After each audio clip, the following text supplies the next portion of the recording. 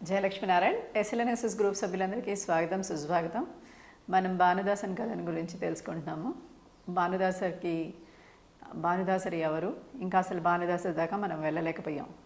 ఈ రామరాజన్ అనే రాజు గురించి మాత్రమే మాట్లాడుకుంటున్నాం మనం. ఈ రాజుకి ఆ బ్రాహ్మడు పండరీపురి యొక్క విశేషాలు చెప్పడం, వెంటనే రాజు భక్తి లేదా ఆయనకి ఎంతసేపు బంగారము, ఈ మెటీరియలిస్టిక్ వరల్డ్, మణులు మయాలు ఇవి అంటుంటే ఆయనకి కళ్ళు టగడ తిరిగిపోతున్నాయి ఆశ్చర్యంతో. అంతే, వెళ్ళాను చూద్దాందా అని ఈయన లెంపలు వేసుకోవడం మొదలుపెట్టాడు. ఎందుకు? పాండురంగ నాథుని యొక్క క్షేత్రం ఎలా ఉంటుంది, అంతా మట్టి రోడ్లే, ఈయన ఏకంగా బంగారు రోడ్లు అని చెప్పేశాడు, బంగారు ప్రాకారాలని చెప్పేశాడు. మామూలు ఇల్లులు, పాతకాలం ఇల్లులు ఎలా ఉంటాయి అలా ఉంటాయి. ఎక్కడ చూసినా డప్పులు డోళ్ళు అమ్ముకుంటూ ఉంటారు. ఎందుకు? ఆయనకి అభంగాలు పాడుతూ ఉంటారు కాబట్టి అవి చక్కగా కొడుతూ వాయిద్యాలు వాడుతూ అందరూ అటు ఇటు నృత్యం చేస్తూ ఉంటారు. అందరూ చక్కటి హారాలు వేసుకుని ఉంటారు. ఇక్కడ ఏంటి, నువ్వు ఓన్లీ అమ్మవారికే హారాలు వేసి పెద్ద బిల్డప్ ఇస్తున్నావు అని అనేసాడు. అక్కడ చూస్తే అందరూ నారచీరలు ధరించి ఉంటారు. చక్కగా మరాఠా వస్త్రాలు, 9 గజాల చీరలు, 10 గజాల చీరలు కట్టుకుని, మగవాళ్ళు కూడా చక్కగా పంచకట్టు కట్టి, చక్కటి పైన కూడా ఫ్రాక్ లాంటి ఒక చొక్కా వేసుకుని అభంగాలు పాడుతూ వాళ్ళ తన్మయత్వంలో ఓ రకంగా ఉంటారులే. అంటే ఏంటి ఓ రకం అంటే ఏంటి అంటే ఆనందం అనే రకంలో ఉంటారు, ఇంకా వేరే ఏమీ తెలియదు. అలాంటి రకంలో ఉండే ఆ ప్రాంతానికి ఇప్పుడు తీసుకెళ్ళాలి. అక్కడ చూస్తే ఏమీ అలా లేవు. అమ్ముకునేది ఏంటి? గోపీచందనం అమ్ముకుంటారు అక్కడ. మొత్తం షాపులలో అమ్ముకునేది ఏంటి? ఆయనకి ఏం కావాలి? ఆయనకి ప్రీతి ఏంటి? ఆయనకి గోపీచందనం ప్రీతి, తులసి మాలలు ప్రీతి. అందుకని ఆయన క్షేత్రాల్లో ఏం దొరుకుతాయి? తులసి మాలలు దొరుకుతాయి, లేకపోతే చందనం దొరుకుతుంది, లేకపోతే తిరుమణి కాపు దొరుకుతుంది, శ్రీచూర్ణం దొరుకుతుంది, లేదంటే వైష్ణవ జంధ్యాలు దొరుకుతాయి. ఇంతకన్నా విశేషంగా ఏం దొరుకుతాయి? అక్కడ పెద్దగా ఏమీ దొరకవు. చూస్తే ఎక్కడ చూసినా ఇలాగా మట్టితో ఉన్న రోడ్లతో సహా ఇల్లులు కూడా పురాతనంగా కనిపిస్తాయి. దేవాలయం కూడా ఎప్పుడో కట్టింది, శతాబ్దాల కింద కట్టింది. దేవాలయం కూడా అలా ఉండదు, రాతి కట్టడమే. ఈయనకేమో బంగారు గోపురం అని చెప్పేశాను, బంగారు ప్రాకారాలని చెప్పేశాను, బంగారు మండపాలని చెప్పాను అని ఈయన తలకాయ బాదుకుంటూ లెంపలేసుకుంటూ, అయ్యో రంగా అనవసరంగా విఠల విఠల విఠల విఠల అనుకుంటూ లెంపలేసుకుంటూ కూర్చుంటాడట. ఇంకా ఈ రాజు ఏమంటాడంటే, నువ్వు చెప్పినట్టుగా అక్కడ ఉంటేనేమో నేను నీకు నా ఆస్తి మొత్తం రాసిచ్చేస్తాను, అలా లేని పక్షంలో నీ తల తీసేస్తానని చెప్తాడు. వెంటనే ఆయన తలని ఇలా నిమురుకుంటూ, ఇవాళ ఒక్కరోజే నా తల ఉంటుందేమో, రేపు తర్వాత నా తల ఉండదేమో, నేను కనీసం నా తలని ఇలా తల లేకుండా నడవాలేమో, నా తలను కూడా ఇలా పట్టుకుంటానో లేదో అనుకుంటూ తన తలని నిమురుకుంటూ కూర్చుంటాడు ఆ బ్రాహ్మణోత్తముడు. ఏం చేయాలో అర్థం కాదు. గోటితో పోయేదానికి గొడ్డల దాకా తెచ్చుకున్నాడు బ్రాహ్మణోత్తముడు. సరే, వింటాడా రాజు? వినడు కదా. రాజును తప్పించుకుని వెళ్ళలేడు. ఏం చేస్తాడు? ఇంకా చచ్చినట్టు వెళ్ళాల్సిందే ఆయనతోటి. అందుకని ఏం చేస్తాం, ఏమీ చేసేది లేదు, ఇంతో వెళ్ళి తీరాల్సిందే అనుకుంటూ రాజుతో పండరీపురానికి ప్రయాణం అవుతాడట. ఈయన బాధ కాదు, తలనే నిమురుకుంటూ కూర్చుంటూ ఉంటాడు. ఆహా, ఈ తల ఇవాళ్లే ఉంటుంది, రేపైతే ఈ తల లేదు, తల లేకుండా మొండెంతో తిరగాలి అని ఇలా తనకి తానుగా అనుకుంటూ చింతిస్తూ, రంగా విఠల ఏం చేస్తావో నువ్వు అనుకుంటూ బాధలో అలా పండరీపూర్కి ప్రయాణం అవుతారట. విచిత్రం, పండరీపూర్కి వెళ్ళేసరికి మొత్తం రోడ్లంతా బంగారమయం, ఎక్కడ చూసినా ఇల్లులు, ఏం చూసినా. ఎలా చెప్పాడో ఆ బ్రాహ్మణోత్తముడు, మొత్తం పండరీపురం అలా తయారైందిట. ఆశ్చర్యపోయాడు, బ్రాహ్మణోత్తముడే ఆశ్చర్యపోయాడు. ఏంట్రా బాబు ఇలా ఉంది, ఇదేనా పండరీపురేనా, నా క్షేత్రమేనా, మా ఊరేనా అనుకుంటూ ఆ బ్రాహ్మణోత్తముడు కూడా ఆశ్చర్యంగా తన గ్రామాన్ని చూస్తున్నట్ట. అలా ఉందిట. అంతే, దేవాలయానికి వెళ్దాం పదా అని దేవాలయానికి వెళ్తే దేవాలయం మణులతోటి, రత్నాలతోటి, మాణిక్యాలతోటి, ఆహా, ఒక తేజోమయ ప్రపంచంలోకి వెళ్ళినట్టుగా ఉందిట. లోపలికి వెళ్ళి చూస్తే ఈ క్షేత్రానికి అంతా ఇంతటి బంగారం ఎలా వచ్చింది, ఇన్ని మణులు ఎక్కడి నుంచి వచ్చాయి అంటే, ఈ క్షేత్రపాలకుడు ఎవరు? ఈ క్షేత్ర మూల విరాట్టు పాండురంగడు. అయితే నేనేం చేయాలి? పాండురంగని తీసుకెళ్ళిపోవాలి. పాండురంగని తీసుకెళ్ళిపోతే ఈ క్షేత్రంలో ఉన్న వైభవం అంతా నా ఇంటికి వచ్చేస్తుంది, నా రాజసభకు వచ్చేస్తుంది, నా దగ్గర ఉంటుంది. ఏదైనా ఉంటే నా దగ్గరే ఉండాలి, అక్కడ ఉండాల్సింది కాదు అని చెప్పేసి ఈ రాజు కూడా వెంటనే తన అవతారాన్ని మార్చేస్తాడు.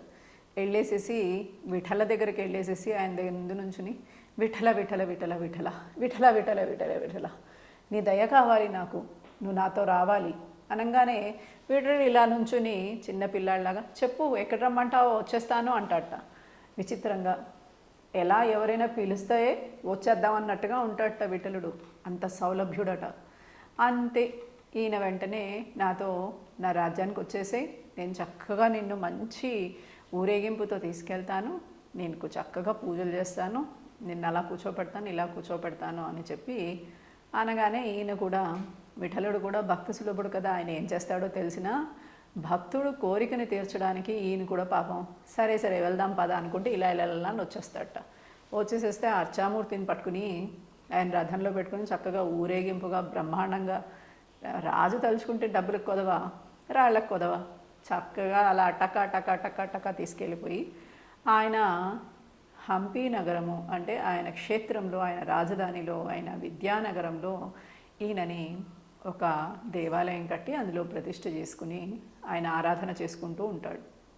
అంతా బాగుందయ్యా, చక్కగా వెళ్ళిపోయాడు విఠలుడు, హాయిగా ఆయన వెళ్ళిపోయి అక్కడ పూజలు అందుకుంటున్నాడు, అదంతా బాగుంది. అయితే ఎప్పుడైతే రాజు విఠలుడిని తీసుకుని వెళ్తూ ఉంటాడో, వెళ్ళడానికన్నా ముందు భగవంతుడు రాజుకి ఒక సూచన చేస్తాడు. ఏమని అంటే గనక, నీవు అధర్మ పాలన చేస్తే నేను ఒక్క క్షణం కూడా నీ రాజ్యంలో ఉండను, వెంటనే తిరిగి పండరీపురికి వచ్చేస్తాను అని రాజుకి పాండురంగడు చెప్తాడు. చెప్తే వెంటనే రాజు ఏమంటాడంటే, చాలా వినయ విధేయతలతోటి అతని దగ్గర కూర్చుని, అంటే పండరీనాథుడి దగ్గర కూర్చుని, దేవా భక్తితో కూడిన రాజ్యపాలన నాది, అంటే భగవంతుడు భక్తి భయము ఇవన్నీ ఉన్నవాడు అధర్మ పాలన ఎప్పుడూ చేయడు. నేను ఎప్పుడూ అధర్మ పాలన చేయలేదు, నాకు భక్తి అంటే చాలా ప్రీతి, కాబట్టి భగవంతుడి యొక్క సాన్నిధ్యం లభించడానికి అధర్మం నేను చెయ్యను. అంటే భక్తి భయము లేనివాడు, భగవంతుడు ఉన్నాడు అని నమ్మనివాడు మాత్రమే అధర్మం చేస్తాడు. కాబట్టి నేను అలాంటి అధర్మము చేయను కాబట్టి నీవు నా నుంచి వెళ్ళవలసిన పని రాదు నీకు, కాబట్టి రా స్వామి నాతోటి అని చెప్పి పాండురంగడిని తీసుకుని వెళ్తాడట తనతోటి. ఇక్కడ మనకి తెలియాల్సింది ఏంటి అని అంటే కనుక, అప్పట్లో రాజులు వేదాల్ని చదువుకునేవాళ్ళు, ధర్మశాస్త్రాన్ని నీతిశాస్త్రాన్ని అర్థశాస్త్రాన్ని బాగా చదివేవాళ్ళు. చదవడం వల్ల గురుకులాలకి వెళ్ళి 12 ఏళ్లకే అన్ని రాజభోగాల్ని వదిలిపెట్టి గురుకులాలకి వెళ్ళి అన్ని విద్యలని అభ్యసించి వచ్చి రాజ్యభారాన్ని చేపట్టేవారు. గురువులు కూడా ఎలాంటి వారు ఉండేవారు? ఋషులు, బ్రహ్మ ఋషులు, తపశ్శక్తి సంపన్నులు, దైవ ఆరాధనతో కూడిన విద్యని అభ్యసించేవాళ్ళు. అందువల్ల వీరికి చిన్నప్పటి నుంచి పెద్దలన్నా గౌరవము, దైవమన్నా భక్తి, అలాగే వారి జీవితం పట్ల వారి రాజ్యం పట్ల చక్కటి శ్రద్ధ, ఇలాంటివన్నీ ఉండేవి. అందువల్ల వీరెప్పుడు అధర్మ పాలన చేయవలసిన అవసరం వచ్చేది కాదు, వారి ప్రజల యొక్క సొమ్ము తినాల్సిన అవసరం వచ్చేది కాదు. ఎంతసేపు రాజ్యభారాన్ని వహించినంతసేపు చాలా చక్కగా రాజ్యాన్ని నిర్వహించేవారు. అయితే ఆషాఢ శుద్ధ ఏకాదశికి అనేక మంది భక్తులు, లక్షల్లో భక్తులు వచ్చి స్వామిని సేవించుకుందామని, అభంగాలు పాడదామని, విఠల విఠల విఠల విఠల అని చక్కగా గానం చేస్తూ రావాలని చెప్పి అందరూ వచ్చి ఎక్కడికి వచ్చారు? అందరూ పాండురంగ క్షేత్రానికి వచ్చారు. పాండురంగ క్షేత్రానికి వచ్చినప్పుడు మనం ఎవరిని దర్శించుకుంటాం? పండరీనాథుడినే దర్శించుకుంటాం. అక్కడ చూస్తే వీరందరూ పాండురంగడిని దర్శించుకుందామని లోపలికి వెళ్ళి చూసేసరికి అక్కడ పాండురంగడి యొక్క దర్శనం లభించలేదు, పాండురంగడు లేడు. అందరూ అయ్యో అని ఇలా తలలు పట్టుకుని కూర్చున్నారట. పాండురంగ క్షేత్రానికి వెళ్ళి పాండురంగడిని దర్శించుకుని, పాండురంగని క్షేత్రంలో పాండురంగడికి ఇష్టమైన అభంగాల్ని పాడి భజనలు చేసి విఠల విఠల విఠల అని చెప్పి అటు ఇటు నృత్యం చేసి పాండురంగడిని చూసి తరిద్దామనుకున్న ప్రతి ఒక్కరూ కూడా అక్కడ చాలా చింతాక్రాంతులైపోయి తల పట్టుకుని కూర్చున్నారట. అయితే ఏంటి ఏమైంది అని వెనకాల ఉన్న వాళ్ళకి తెలియదు కదా లోపల ఏమైంది అని చెప్పి. ఆ వెనకాల నుంచి ఎక్కడో నుంచి ఈయన లోపలికి వచ్చి చూసాట. ఏమని? భానుదాసన్ అనే వ్యక్తి భానుదాసుడు. ఈయన భగవంతుడి యొక్క దాసుడు. పాండురంగణ్ణి విపరీతంగా ప్రేమించి పాండురంగణ్ణే పొంది పాండురంగని యొక్క అభంగాలతోటి భజనలతోటి తరించేవాడు. అలాంటి భానుదాసుడు లోపలికి వచ్చి చూసేసరికి అక్కడ పాండురంగడు లేడు. అందరూ చింతాక్రాంతమైంది ఏంటి, అక్కడ పాండురంగడు లేడు అని చింతాక్రాంతమయ్యారు. అంతే, ఈ భానుదాసుడు వెంటనే అందరితో చెప్పాడట, ఈయనకి అభంగాలు వద్దా, మన భజనలు వద్దా, మన భక్తి వద్దా, ఎక్కడికి వెళ్ళిపోయాడినా అని చెప్పేసి ఆయన ఎక్కడున్నా సరే వెతికి పట్టుకుని తెస్తాను, తీసుకుని వచ్చి ఆయనని మీ అందరి ముందు నిలబెడతాను అని చెప్పి ఈ భానుదాసుడు అనే వ్యక్తి చెప్పాడు. ఆయనకి అంత కాన్ఫిడెన్స్ ఎక్కడి నుంచి వచ్చింది? భక్తి వల్ల వచ్చింది. ఈ భగవంతుడు నా వాడే, ఎట్టి పరిస్థితుల్లో నేను తేగలుగుతాను అని ఒక భక్తి. అది మూఢభక్తి అనొచ్చు మనం, లేదా నేను పిలిస్తే ఖచ్చితంగా భగవంతుడు వస్తాడనే శక్తి అనొచ్చు.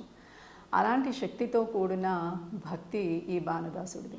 అందరికీ వాగ్దానం చేశాడు, మీరందరూ ఎదురు చూడండి, నేను తీసుకుని వస్తాను స్వామిని, మనందరం స్వామితోటి భజనలు చేద్దాం, అభంగాలు పాడదాం, ఆయనతోటి విఠల విఠల విఠల విఠల విఠల అని చెప్పి మనం అటు ఇటు నృత్యం చేద్దాం, ఇటు దూకు అటు దూకు అటు దూకుతూ ఇటు దూకుతూ ఉంటే స్వామి మనల్ని చూసి ఆనందిస్తాడు, చూడండి నేను తీసుకొస్తాను అని చెప్పేసి ఈ భానుదాసుడు అనే వ్యక్తి చెప్పి హంపి నగరానికి ఎవరు తీసుకెళ్లారు అని తెలుసుకుని, ఒక రాజు తీసుకెళ్ళాడని తెలుసుకుని హంపి నగరానికి వెళ్ళి ఈ రామదాసుడు అని చెప్పి ఈ రామరాజు అనే అతని కోసం అని వెతికి ఈయన ఎక్కడ ఉంటాడు అంటే విద్యానగరంలో వేంచేసి ఉన్నాడు అని తెలుసుకుని విద్యానగరానికి వెళ్ళి అందరినీ అడగడం మొదలుపెట్టాడు, బాబు ఇక్కడ రుక్మిణీపతి ఎక్కడున్నాడు అని. రుక్మిణీపతి దేవాలయం ఎక్కడుంది, పాండురంగుడు ఎక్కడున్నాడు అంటే ఎవరు ఏమీ చెప్పరు, నోరు మెదపరు. ఎందుకంటే రాజు అంటే భయం, ఎవరైనా నోరు మెదిపితే వాళ్ళ పీకలు కోసేస్తాడేమో రాజు, ఎందుకు వచ్చిన గొడవ మనకి అని చెప్పి ఎవరికి వాళ్ళు మూతికి తాళం వేసుకొని కూర్చుంటారు, ఎవరు ఎక్కడ నోరు మెదపరట.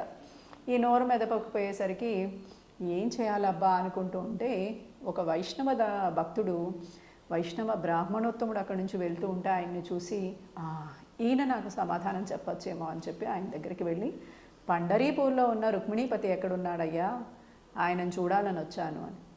వెంటనే ఆయన చెప్తాడు, నువ్వు ఎలా చూస్తావు, నువ్వు సామాన్యుడు, నువ్వు చూడలేవు, ఎలా చూస్తావు, నువ్వు చూడలేవు. ఎందుకంటే ఆయన ఎవరి కస్టడీలో ఉన్నాడు, రాజు కస్టడీలో ఉన్నాడు. కాబట్టి ఆ కొండ మీదే ఆయనది పెద్ద దేవాలయం కట్టారు, అక్కడ ఉన్నాడు ఆయన. రాజు తప్ప ఇంకెవరు వెళ్ళడానికి లేదు. పెద్ద పెద్ద ప్రాకారాలు, గోడలు కూడా ఎంత పెద్ద పెద్దవో, పెద్ద పెద్ద తలుపులు, పెద్ద పెద్ద తాళాలు, బోలెడంతమంది భటులు, సైనికులు, బల్లాలు ఈటలు పట్టుకుని తయారుగా ఉంటారు. వచ్చావా పొడి చేస్తారు, ఎవరైనా పాండురంగడు అన్నారంటే వాడిని కొట్టి చంపేస్తారు. ఆ విధంగా ఉంది. ఇంకా నువ్వెక్కడ పోయి చూస్తావు, నీ వల్లే కాదు లోపల దాకా వెళ్ళడం, అసలు బయటే చచ్చిపోతావు, అందుకని నువ్వు చూడలేవులే అని చెప్పేసి ఆ బ్రాహ్మణోత్తముడు చెప్పడం జరుగుతుంది, వైష్ణవోత్తముడు. వెంటనే ఈయనకి, నువ్వు అవన్నీ ఆలోచించకలే, ఎక్కడుందో దారి చెప్పు చాలు, నేను వెళ్ళి చూస్తాను. నువ్వు వదిలేసి నువ్వు చచ్చిపోతావు అని అంటే, ప్రాణమే కదా, ప్రాణము తృణమైనది, ఇవాళ కాకపోతే రేపైనా నా ప్రాణాన్ని వదిలేయాలి. అదే నా స్వామి కోసం నేను ప్రాణాన్ని వదిలేశాను అనుకో, స్వామి లేని జీవితం కన్నా స్వామితో ఉన్న జీవితం విలువైంది. ప్రాణం ఎంతైంది? ప్రాణం విలువైంది కాదు. మన అయోధ్య ఉంది చూడండి, అయోధ్యలో రాముడి యొక్క విగ్రహాన్ని ఇవాళ మనం ఆవిష్కరించబడితే చూసాము. ఇదే విగ్రహం గనక ఎప్పుడో తురుష్కులు తీసేసిన తర్వాత అప్పుడు పెట్టుంటే మన భారతదేశంలో ఆ ప్రాంతం వారి మాత్రమే చూసుండేవారేమో. కానీ ఇవాల్టి రోజున మొత్తం ప్రపంచంలో ఉన్న ప్రతి దేశము అయోధ్యలో ఉన్న రామ విగ్రహాన్ని నిల్చోడాన్ని చూసింది. కానీ ఎంతమంది ప్రాణత్యాగం వల్ల వచ్చింది అయోధ్య విగ్రహం, రాముని యొక్క విగ్రహం. ఆ రాముణ్ణి ప్రపంచ దేశాలు ప్రతి ఒక్కరి భక్తుడి యొక్క త్యాగాన్ని గుర్తించాయి ఇవాల్టి రోజున. అలాగా ఈ భానుదాసుడు కూడా చెప్తున్నట్ట, తలపోయినా పర్వాలేదయ్యా, ఏదిపోయినా పర్వాలేదు, నా స్వామిని చూడాలి, నా స్వామిని తెచ్చుకోవాలి అంతే, తల లేకపోయినా స్వామిని తీసుకుని వెళ్ళిపోతాను అని అంత రూఢిగా చెప్పాట. అలాంటి వాళ్ళు ఉండబట్టే ఇవాళకి కూడా భారతదేశంలో ఇంకా మన సంస్కృతి నిలబడి ఉంది అనడానికి మనకి నిదర్శనం. భానుదాసుడు స్వామిని దర్శనం చేసుకున్నాడా, వెళ్ళాడా, కలిశాడా? ఇది మళ్ళీ ఇంకొక వీడియోలో తెలుసుకుందాం. జయలక్ష్మీనారాయణ, SLNSS గ్రూప్ సభ్యులందరికీ స్వాగతం, సుస్వాగతం. మనం భానుదాసన్ కథని గురించి తెలుసుకుంటున్నాము. భానుదాసరికి భానుదాసరి ఎవరు, ఇంకా అసలు భానుదాసరి దాకా మనం వెళ్ళలేకపోయాం. ఈ రామరాజన్ అనే రాజు గురించి మాత్రమే మాట్లాడుకుంటున్నాం మనం. ఈ రాజుకి ఆ బ్రాహ్మడు పండరీపురి యొక్క విశేషాలు చెప్పడం, వెంటనే రాజు భక్తి లేదా ఆయనకి ఎంతసేపు బంగారము, ఈ మెటీరియలిస్టిక్ వరల్డ్, మణులు మయాలు ఇవి ఇవి అంటుంటే ఆయనకి కళ్ళు టగడ తిరిగిపోతున్నాయి ఆశ్చర్యంతో. అంతే, వెళ్ళాను చూద్దాందా అని ఈయన లెంపలు వేసుకోవడం మొదలుపెట్టాడు. ఎందుకు? పాండురంగ నాథుని యొక్క క్షేత్రం ఎలా ఉంటుంది, అంతా మట్టి రోడ్లే, ఈయన ఏకంగా బంగారు రోడ్లు అని చెప్పేశాడు, బంగారు ప్రాకారాలని చెప్పేశాడు. మామూలు ఇల్లులు, పాతకాలం ఇల్లులు ఎలా ఉంటాయి అలా ఉంటాయి. ఎక్కడ చూసినా డప్పులు డోళ్ళు అమ్ముకుంటూ ఉంటారు. ఎందుకు? ఆయనకి అభంగాలు పాడుతూ ఉంటారు కాబట్టి అవి చక్కగా కొడుతూ వాయిద్యాలు వాడుతూ అందరూ అటు ఇటు నృత్యం చేస్తూ ఉంటారు. అందరూ చక్కటి హారాలు వేసుకుని ఉంటారు. ఇక్కడ ఏంటి, నువ్వు ఓన్లీ అమ్మవారికే హారాలు వేసి పెద్ద బిల్డప్ ఇస్తున్నావు అని అనేసాడు. అక్కడ చూస్తే అందరూ నారచీరలు ధరించి ఉంటారు. చక్కగా మరాఠా వస్త్రాలు, 9 గజాల చీరలు, 10 గజాల చీరలు కట్టుకుని, మగవాళ్ళు కూడా చక్కగా పంచకట్టు కట్టి, చక్కటి పైన కూడా ఫ్రాక్ లాంటి ఒక చొక్కా వేసుకుని అభంగాలు పాడుతూ వాళ్ళ తన్మయత్వంలో ఓ రకంగా ఉంటారులే. అంటే ఏంటి ఓ రకం అంటే ఏంటి అంటే ఆనందం అనే రకంలో ఉంటారు, ఇంకా వేరే ఏమీ తెలియదు. అలాంటి రకంలో ఉండే ఆ ప్రాంతానికి ఇప్పుడు తీసుకెళ్ళాలి. అక్కడ చూస్తే ఏమీ అలా లేవు. అమ్ముకునేది ఏంటి? గోపీచందనం అమ్ముకుంటారు అక్కడ. మొత్తం షాపులలో అమ్ముకునేది ఏంటి? ఆయనకి ఏం కావాలి? ఆయనకి ప్రీతి ఏంటి? ఆయనకి గోపీచందనం ప్రీతి, తులసిమాలలు ప్రీతి.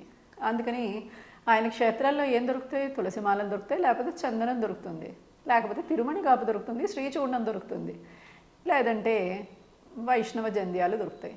ఇంతకన్నా విశేషంగా ఏం దొరుకుతాయి? అక్కడ పెద్దగా ఏమీ దొరకవు. చూస్తే ఎక్కడ చూసినా ఇలాగా మట్టితో ఉన్న రోడ్లతో సహా ఇళ్ళులు కూడా పురాతనంగా కనిపిస్తాయి. దేవాలయం కూడా ఎప్పుడో కట్టింది, శతాబ్దాల కింద కట్టింది. దేవాలయం కూడా అలా ఉండదు, రాతి కట్టడమే. ఈయనకేమో బంగారు గోపురం అని చెప్పేశాను, బంగారు ప్రాకారాలని చెప్పేశాను, బంగారు మండపాలని చెప్పాను అని ఈయన తలకాయ బాదుకుంటూ లెంపలేసుకుంటూ, అయ్యో రంగా అనవసరంగా విఠల విఠల విఠల విఠల అనుకుంటూ లెంపలేసుకుంటూ కూర్చుంటాడట. ఇంకా ఈ రాజు ఏమంటాడంటే, నువ్వు చెప్పినట్టుగా అక్కడ ఉంటేనేమో నేను నీకు నా ఆస్తి మొత్తం రాసిచ్చేస్తాను, అలా లేని పక్షంలో నీ తల తీసేస్తానని చెప్తాడు. వెంటనే ఆయన తలని ఇలా ఇలా నిమురుకుంటూ, ఇవాళ ఒక్కరోజే నా తల ఉంటుందేమో, రేపు తర్వాత నా తల ఉండదేమో, నేను కనీసం నా తలని ఇలా తల లేకుండా నడవాలేమో, నా తలని కూడా ఇలా పట్టుకుంటానో లేదో అనుకుంటూ తన తలని నిమురుకుంటూ కూర్చుంటాడు ఆ బ్రాహ్మణోత్తముడు. ఏం చేయాలో అర్థం కాదు. గోటితో పోయేదానికి గొడ్డల దాకా తెచ్చుకున్నాడు బ్రాహ్మణ మొత్తంలో. సరే, వింటాడా రాజు? వినడు కదా. రాజును తప్పించుకుని వెళ్ళలేడు. ఏం చేస్తాడు? ఇంకా చచ్చినట్టు వెళ్ళాల్సిందే ఆయనతోటి. అందుకని ఏం చేస్తాం, ఏమీ చేసేది లేదు, ఇంతో వెళ్ళి తీరాల్సిందే అనుకుంటూ రాజుతో పండరీపురానికి ప్రయాణం అవుతాడట. ఈయన బాధ కాదు, తలనే నిమురుకుంటూ కూర్చుంటూ ఉంటాడు. ఆహా, ఈ తల ఇవాళ్లే ఉంటుంది, రేపైతే తల లేదు, తల లేకుండా మొండంతో తిరగాలి అని ఇలా తనకి తానుగా అనుకుంటూ చింతిస్తూ, రంగా విఠల ఏం చేస్తావో నువ్వు అనుకుంటూ బాధలో అలా పండరీపూర్కి ప్రయాణం అవుతారట. విచిత్రం, పండరీపూర్కి వెళ్ళేసరికి మొత్తం రోడ్లంతా బంగారమయం, ఎక్కడ చూసినా ఇల్లులు, ఏం చూసినా. ఎలా చెప్పాడో ఆ బ్రాహ్మణోత్తముడు, మొత్తం పండరీపురం అలా తయారైందిట. ఆశ్చర్యపోయాడు, బ్రాహ్మణోత్తముడే ఆశ్చర్యపోయాడు. ఏంట్రా బాబు ఇలా ఉంది, ఇదేనా పండరీపురేనా, నా క్షేత్రమేనా, మా ఊరేనా అనుకుంటూ ఆ బ్రాహ్మణోత్తముడు కూడా ఆశ్చర్యంగా తన గ్రామాన్ని చూస్తున్నట్ట. అలా ఉందిట. అంతే, దేవాలయానికి వెళ్దాం పదా అని దేవాలయానికి వెళ్తే దేవాలయం మణులతోటి, రత్నాలతోటి, మాణిక్యాలతోటి, ఆహా, ఒక తేజోమయ ప్రపంచంలోకి వెళ్ళినట్టుగా ఉందిట. లోపలికి వెళ్ళి చూస్తే ఈ క్షేత్రానికి అంతా ఇంతటి బంగారం ఎలా వచ్చింది, ఇన్ని మణులు ఎక్కడి నుంచి వచ్చాయి అంటే, ఈ క్షేత్రపాలకుడు ఎవరు? ఈ క్షేత్ర మూల విరాట్టు పాండురంగడు. అయితే నేనేం చేయాలి? పాండురంగడిని తీసుకెళ్ళిపోవాలి. పాండురంగడిని తీసుకెళ్ళిపోతే ఈ క్షేత్రంలో ఉన్న వైభవం అంతా నా ఇంటికి వచ్చేస్తుంది, నా రాజసభకు వచ్చేస్తుంది, నా దగ్గర ఉంటుంది. ఏదైనా ఉంటే నా దగ్గరే ఉండాలి, అక్కడ ఉండాల్సింది కాదు అని చెప్పేసి ఈ రాజు కూడా వెంటనే తన అవతారాన్ని మార్చేస్తాడు. వెళ్ళేసేసి విఠల దగ్గరికి వెళ్ళేసేసి ఆయన దగ్గర ముందు నుంచుని విఠల విఠల విఠల విఠల విఠల విఠల విఠల విఠల నీ దయ కావాలి నాకు, నువ్వు నాతో రావాలి అనగానే వీడు ఇలా నుంచుని చిన్న పిల్లాడిలాగా చెప్పు ఎక్కడ రమ్మంటావో వచ్చేస్తాను అంటాడట. విచిత్రంగా ఎలా ఎవరైనా పిలుస్తే వచ్చేద్దామన్నట్టుగా ఉంటాడట విఠలుడు, అంత సౌలభ్యుడట. అంతే, ఈయన వెంటనే నాతో నా రాజ్యానికి వచ్చేసే, నేను చక్కగా నిన్ను మంచి ఊరేగింపుతో తీసుకెళ్తాను, నేను చక్కగా పూజలు చేస్తాను, నిన్ను అలా కూర్చోపెడతాను ఇలా కూర్చోపెడతాను అని చెప్పి అనగానే ఈయన కూడా విఠలుడు కూడా భక్తి సులభుడు కదా, ఆయన ఏం చేస్తాడో తెలిసినా భక్తుడు కోరికని తీర్చడానికి ఈయన కూడా పాపం సరే సరే వెళ్దాం పద అనుకుంటే ఇలా ఇలా అని వచ్చేస్తాడట. వచ్చేసేస్తే అర్చామూర్తిని పట్టుకుని ఆయన రథంలో పెట్టుకుని చక్కగా ఊరేగింపుగా బ్రహ్మాండంగా, రాజు తలుచుకుంటే డబ్బులకు కొదవా రాళ్ళకు కొదవా, చక్కగా అలా టకా టకా టకా టకా తీసుకెళ్ళిపోయి ఆయన హంపి నగరము అంటే ఆయన క్షేత్రంలో, ఆయన రాజధానిలో, ఆయన విద్యానగరంలో ఈయనని ఒక దేవాలయం కట్టి అందులో ప్రతిష్ఠ చేసుకుని ఆయన ఆరాధన చేసుకుంటూ ఉంటాడు. అంతా బాగుందయ్యా, చక్కగా వెళ్ళిపోయాడు విఠలుడు, హాయిగా ఆయన వెళ్ళిపోయి అక్కడ పూజలు అందుకుంటున్నాడు, అదంతా బాగుంది. అయితే కార్తీక శుద్ధ ఏకాదశికి ఎక్కడెక్కడి నుంచో జనాలు వచ్చేసేసి, లక్షల మంది జనాలు వచ్చేసేసి, కార్తీక శుద్ధ ఏకాదశికి ఎక్కడెక్కడి నుంచో జనాలు వచ్చేసేసి, లక్షల మంది జనాలు వచ్చేసేసి